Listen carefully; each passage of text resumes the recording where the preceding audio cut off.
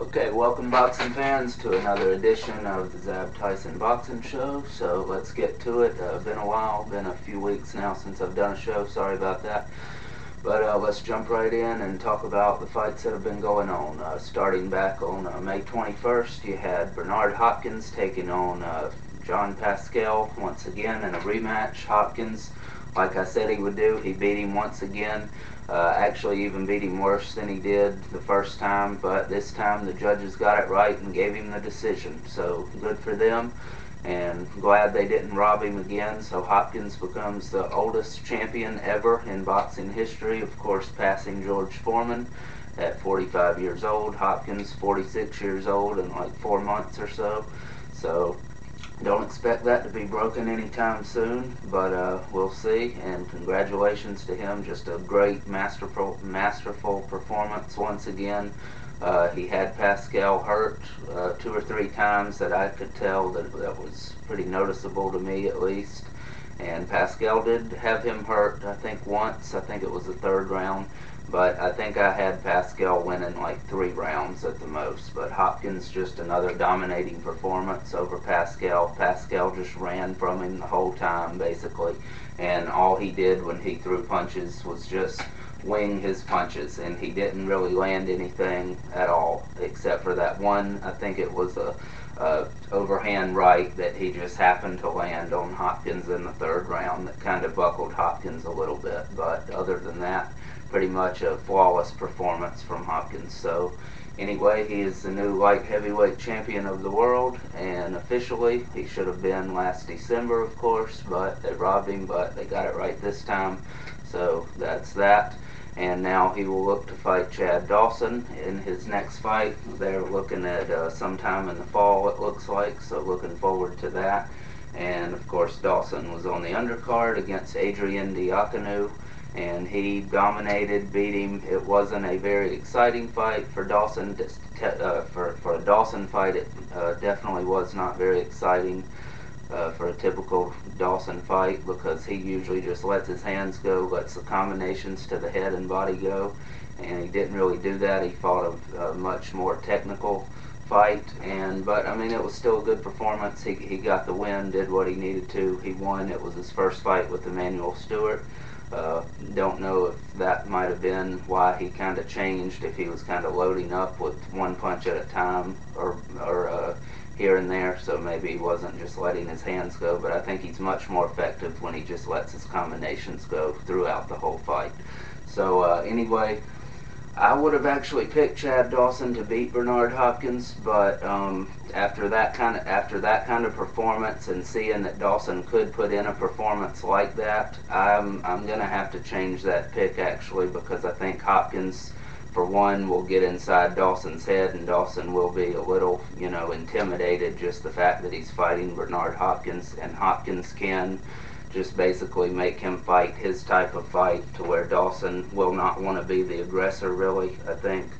And therefore, because he knows that Hopkins is such a great defensive fighter and counter puncher, and I don't think he'll let his hands go once again, like he didn't in this fight. I don't think. Now, he will be, of course, more prepared and more ready for Hopkins than for any fight he's ever been in his career, of course, by far.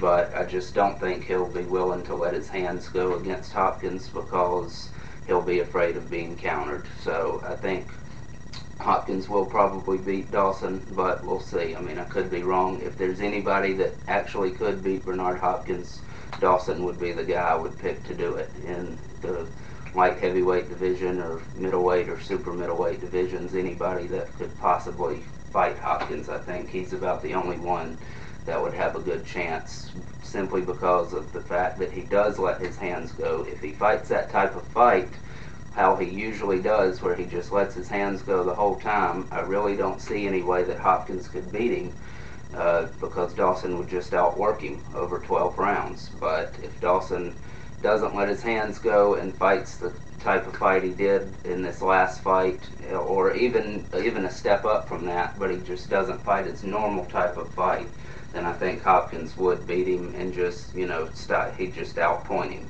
and he'd just, do what he did to Pascal. It would be closer, because Dawson wouldn't run, and Dawson would let his hands go more than Pascal did, and Dawson's faster and more accurate than Pascal, and he beat Pascal, by the way, but they robbed him too. So that was last summer. But anyway, that's a whole different fight, another story. But anyway, I would have to go with Hopkins overall if Hopkins and Dawson do fight. So we'll look forward to that fight. That's the best fight that can be made in that division.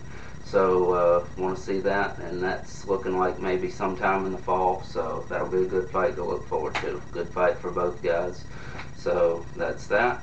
And let's see, we had May 28th, we had a UFC card, had Hamill versus Rampage Jackson. And Rampage put on a very good performance. I see a lot of stuff on the internet going around that he was very lackluster, and I just do not agree with that at all. He had a much more unimpressive performance in his last fight against Lyoto Machida, where he was badly hurt in the 3rd round. This fight, he dominated the whole way.